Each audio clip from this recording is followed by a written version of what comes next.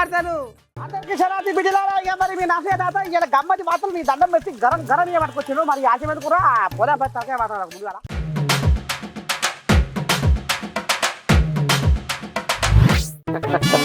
భార్య కాళ్ళు పట్టుకున్న ప్రముఖ హీరో మళ్ళా ఇంకా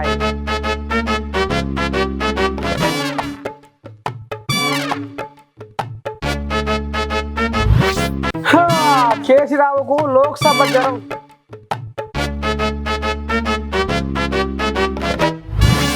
ఈ మిరపకాయలు కొంటారు రాజేంటి చచ్చిపోతారు పైలం.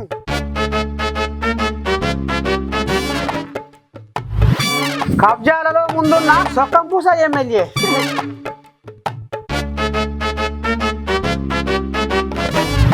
ఆయన కనుక గెలవకపోతే మూడో ప్రపంచ యుద్ధమే.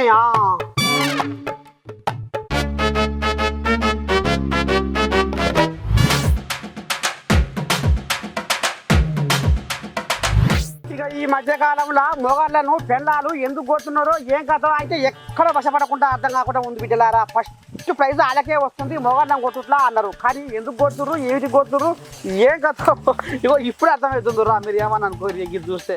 నన్ను ఉపాసము ఉంచినవో ఉపాసన, నీ కాళ్ళు గడిగి నెత్తిన పోసుకుందునా. నన్ను దూరంగా పెట్టినవో ఉపాసన, నా ఊపిరి నిన్ను కోరుకుందే ఉపాసన. ఏ చోట నేనున్నా ఉపాసన, నీ మైకంలో పడిపోయా ఉపాసన. ఏ మంత్రం వేశావే ఉపాసన, ఏ మంత్రం వేశావే ఉపాసన, నీ యంత్రాన్ని అయిపోతే ఉపాసన, నీ యంత్రాన్ని అయిపోతే ఉపాసన. ఉపాసన ఉపాసన ఉపాసన పాసన.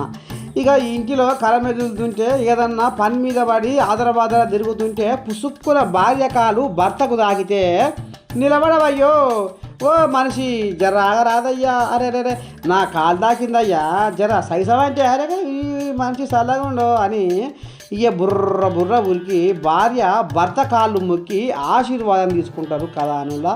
ఇక ఇదంతా జగం ఎరిగిన సత్యం. కానీ ఈ విమానంలో పోయే భార్య భర్తలు చిరంజీవి కొడుకు రామ్ చరణ్, ఆయన పెండము ఉపాసన. కొని పాడుపడగారు అనిల్ అంబానీ కొడుకు పెళ్లికి పోతూ ఇక విమానంలో ఈ రకంగా పెళ్ళం కాళ్ళు పట్టుకొని ఎట్లా మసాజ్ చేస్తుండో చూడరి ఈ రామ్ చరణ్. అవ్వా ఏంది ఉద్దారకము చూడరి.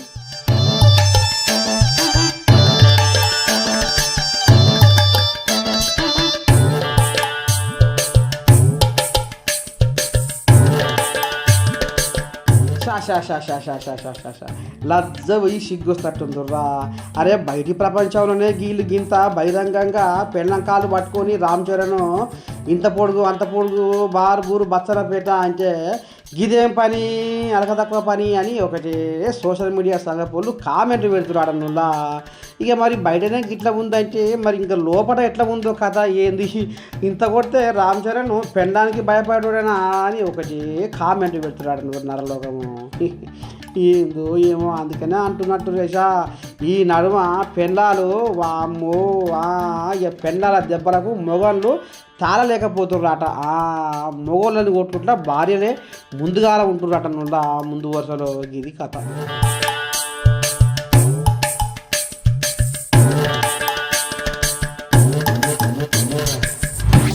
అయ్యో భగవంతా, అదురు జ్వరం వచ్చి కేసీరావయ్య అవస్థలో వస్తున్నాడు. తెల్లని దాకా లేచి కూర్చొని ఏం చేయాలో ఎట్లా చేయాలని అయ్యో నెత్తి చేతులు పెట్టి ఆలోచన చేస్తున్నాడట. ఇక మరి కొసకు ఎట్లయితుందో ఏం కదా కానీ నవ్సిపోతున్నాడు మనిషి పాపం. బొల్లి కూతలు కూసి అసెంబ్లీ ఎలక్షన్లలో బొక్క బోర్ల పడ్డ కేసీరావు కోలుకోకుండా అయినాడనుల్లా. ఇంత మునుపు 9 ఎంపీలల్లో 3 కారు దిగి కడకు నెవరు పెట్టేసరికి మిగిలింది 6. ఇక రేపు మరి లోక్సభ ఎలక్షన్లకు పోటీ చేస్తున్నారు ఎవరంటే పేరు మోసిన పార్టీ లీడర్లు కూడా వెనక పిశాచి కొడుతున్నాడనుల్లా. పైసలు పెట్టినా గెలవమో అన్న అనుమానంతో ముందడుగు వేస్తలేరాడనుల్లా. ఏమన్నా అంటే పక్క చూపు చూస్తున్నారట ఈ లీడర్లు. ఓ లాకమా. ఇక మరి కాంగ్రెస్ వాళ్ళు ఏమో ఉచిత బస్సు పథకము, రైతు భరోసా, రాజీవ్ ఆరోగ్యశ్రీ 200 యూనిట్ల ఉచిత కరెంటు, ఆడోళ్లకు 500కే గ్యాస్ బుడ్డీలు అని ఆశ పెట్టి వాళ్ళు ఎక్కువ సీటు గెలుస్తందుకు ఆరాట పడుతుంటే ఇక బీజేపీ వాళ్ళని దండం పెడితే మళ్ళీ మూడోసారి కేంద్రంలో గజ ఎక్కాలని ఆర్టికల్ 370 రద్దు, సిఐఐ, ఎన్ఆర్సీ అమలు, ఇక రామ మందిరం పేరు మీద ఊరూరా అత్యంతలు పంపే కదా. ఇక ఈ ముచ్చట చెప్పుకుంటా పార్టీ పతాల పెంచుకుంటున్నారట బీజేపీ వాళ్ళు. ఇక పార్లమెంటు ఎలక్షన్లలో కాంగ్రెస్ బీజేపీ నువ్వా నేనా అన్నట్టుగా పోటీ పడుతుంటే కారు పార్టీ వాళ్ళే ముండబోసి ఎండలో కూర్చున్నట్టుగా కూర్పట్ట పడుతుందని ఈ నోట ఆ నోట గుసగుస పెట్టుకుంటున్నాడు. నుల్లా ఎట్లయితుందో ఏం పోతుందో. ఇప్పటికే పక్క పార్టీలకు వలస కడుతున్నారు ఈ కారు పార్టీ వాళ్ళు. ఇంకా రేపు తీర ఎలక్షన్ల ముందర ఎంతమంది పోయి పాడవుతారో ఏం కథో అని ఒకటే మనాది పడుతున్నాడ పెద్ద మనిషి కేసీరావు.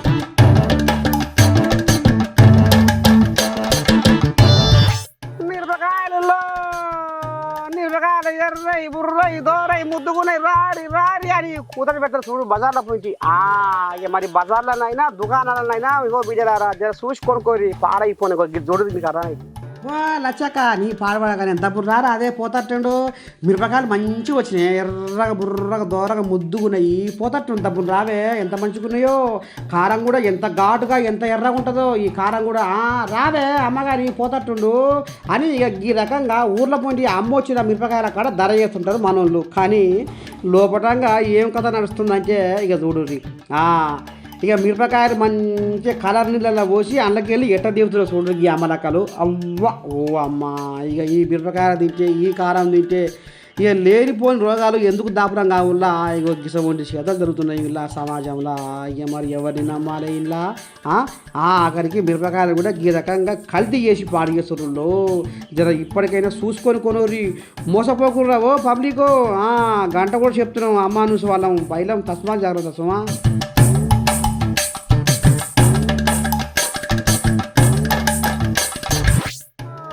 కార్తీక మాసాన కడవలు కడగ పొద్దుండదు అన్నట్టు నేను ఎంతో బుద్ధివంతుని అని తీరగ లేకుండా పాల మీద పూల మీద కష్టపడ్డా బసబస అన్న చెవుట తీసిన ఏదో చేసిన అని చెప్పుకొస్తారు కదా మీటింగ్లల్లా మైకుల ముందర.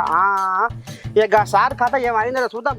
అరే కారానికి కప్పదయ్యమైనట్టు పాలమ్మి పూలమ్మిన మల్లారెడ్డి మర్మము ఒక్క దెబ్బకే తెలిసిపోయింది అడగానురా. మందిని చూడ నేను కష్టపోతును చిన్నప్పటి నుండి గోసి ఇరికించుకొని వసవస అనుకుంటా కన్న కష్టం చేసి పాలమ్మి పూలమ్మి కోట్లు సంపాదించిన అని మైకుల ముందర దంచి మాట్లాడుతుంటాడు కదా మాజీ మంత్రి మల్లారెడ్డి. ఇగో ఇనురు మల్లారెడ్డి చేసిన అక్రమాలల్లో ఇగో ఇదొకటి. ఇక ఈనాట ఇనురు ఈసారి ఏమో చెప్పుకొస్తుండో ఏమో చేసిండట ఉద్దారకము. ముల్లపొచ్చంపల్లి మున్సిపాలిటీ పరిధిలో గల కమలానగర్ ఏరియాలోని హెచ్ఎండి లేఅవుట్ ఏదైతే గతంలో బంద్ చేసిన లేఅవుట్ నెంబర్ 61/H/2004 డేటెడ్ 10/11/2004 ప్రకారంగా ఇది కమలానగర్ ఉన్నటువంటి లేఅవుట్కి ఇది పార్క్ కింద అప్లోడ్ కావాల్సిన లేఅవుట్ ద్వారా వచ్చింది.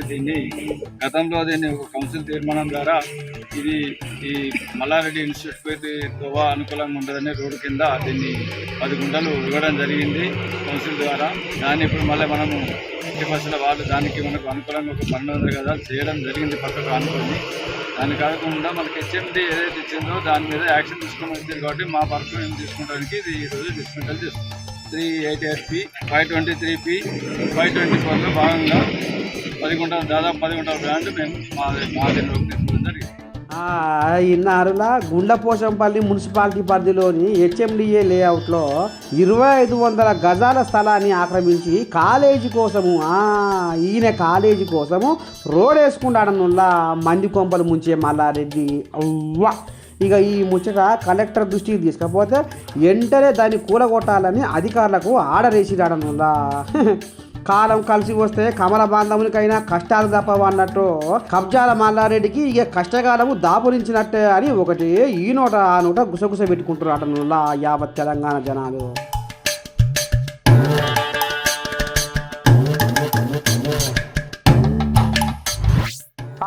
ఇక కింద ఒక బొంత పైన ఒక బొంత నాకేమి చింత అనుకున్న కేసీరావు కుర్చీని గుంజుకొని పబ్లిక్ రేవంతానికి ఎందుకు అంటగట్టిరు అనేది ఇగో ఈసారు పూస కూర్చున్నాక చెప్పుకొస్తుండ్రులా ఇందా పని.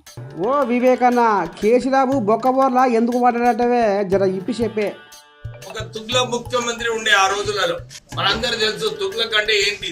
ప్రాజెక్టు ఆయన ఢిల్లీ క్యాపిటల్ ఉంటే అది తీసుకుపోయి దౌలతాబాద్ లో పెట్టాడు.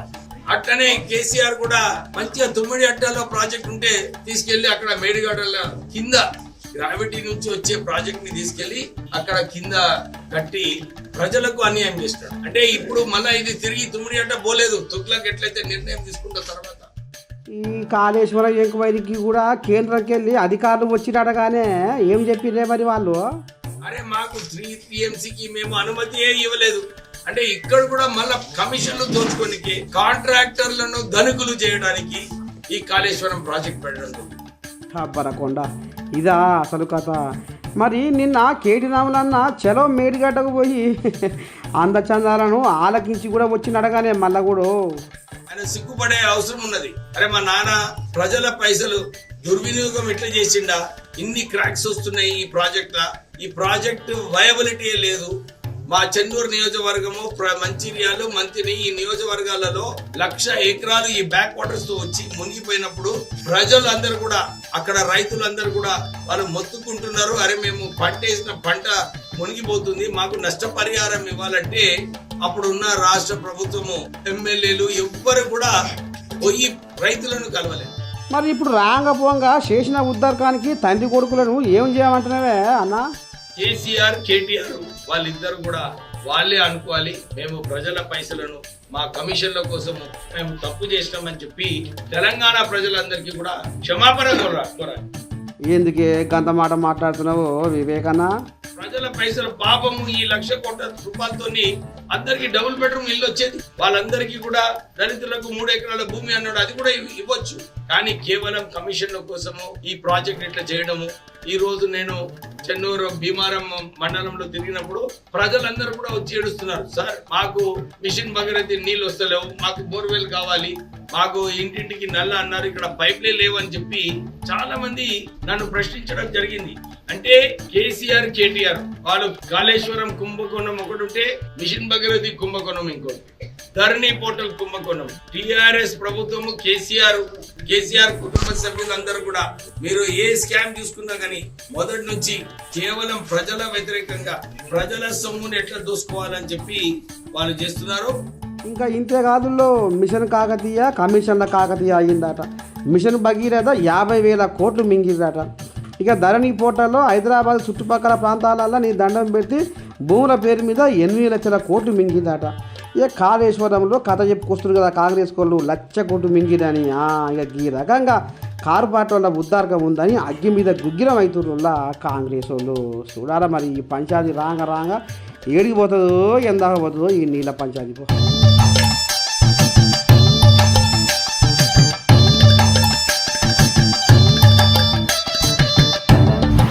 ఇక ఈసారి కనుక మోడీని గెలిపియకపోతే 3వ ప్రపంచ యుద్ధం బ్రహ్మాండంగా జరుగుతుంది అవుతుంది ఖచ్చితంగా అని అనుకొస్తుండ్రులా ఈ ఎమ్మెల్యే. మరి ఎందుకని ఏమంటాడు అసలు ఏం కథ వచ్చుకున్న పని బీజేపీ వాళ్ళ కథ.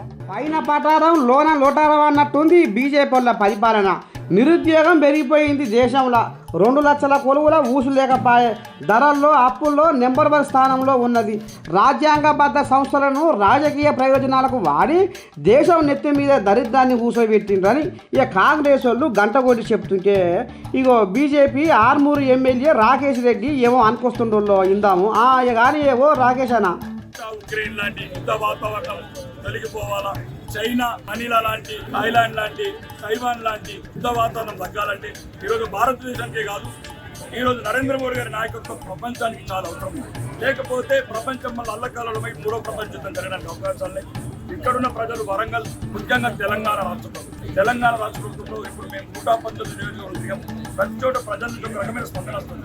ఈ మాయదారి మాటల మరాఠీ యనమల రేవంత్ రెడ్డి గారి మోసపూరిత మాటలతో మేము మోసపోయామన్నా. ఎందుకంటే ఆల్రెడీ ఉన్న బస్సులు ఎక్కిస్తున్నాడు, కొత్త బస్సు ఉన్నది లేదు.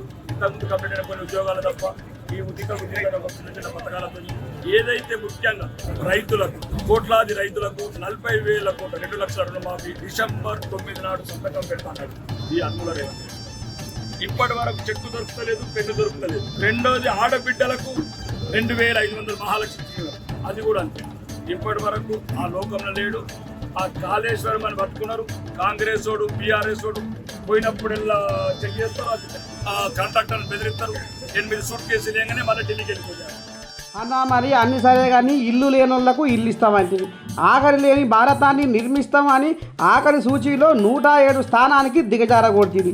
పరిశ్రమలు తెచ్చి ఆదుకుంటామంటుంది, ఆగం చేస్తుంది. ఇక ఒక్కొక్క మనిషికి నీ దండం పెట్టి కర్ర పైసలు ఏడ ఉన్నాయో దేవులాడికి వచ్చి 15 లక్షలు ఖాతాలలో వేస్తామంటే ఉత్తబుర్రేసి చేస్తుంది. విపక్షాల మీద సిబిఐ ఈడీ కేసులు కట్టి సొంత పార్టీలను సంకలు పెట్టుకుంటుంది. ఇప్పటికీ 149 రాజద్రోహం కేసులు కట్టింది. స్విస్ బ్యాంకులలో నల్లధనం ఉందని అది రాబడతా ఎటుబడి అని నోట్ల రద్దు పెడితే నీ దండం పెడితే జనాలు బ్యాంకుల చుట్టూ తిరిగి తిరిగి తిరిగి తిరిగి ఆగం ఆగం అంగడ ఇది. ఇక ఈ రకంగా చేసిన ఉద్దారకానికి ఇంకా మోడీ వస్తే ఉద్దారకం జరుగుతుంది అని అనుకొస్తున్నారు ఈ ముచ్చట చిన్న పబ్లిక్.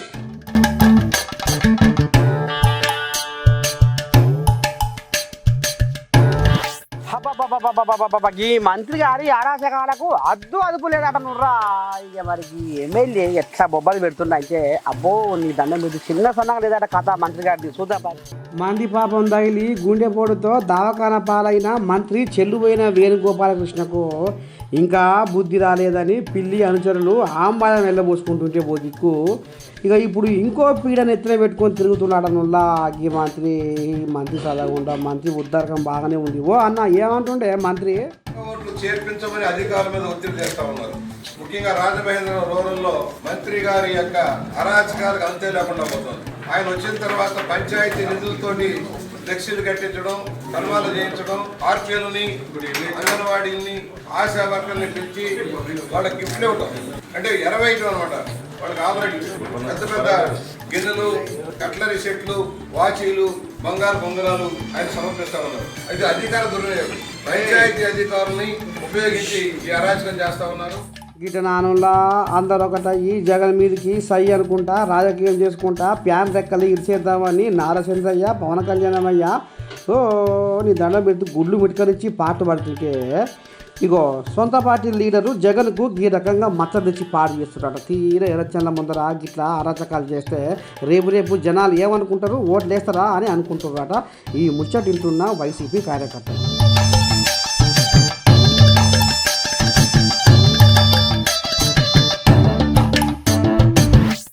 బిడ్డలారా మన గమ్మది వార్తలు ముద్దుకున్నాయా. రేపు కూడా గిదే వాళ్ళకి వస్తా అంతమంది ఏం చేయాలి చూస్తూనే ఉండాలి. మానక మరదక మన అమ్మ నువ్వు ఉంటా మరి శనార్థి. నమస్తే.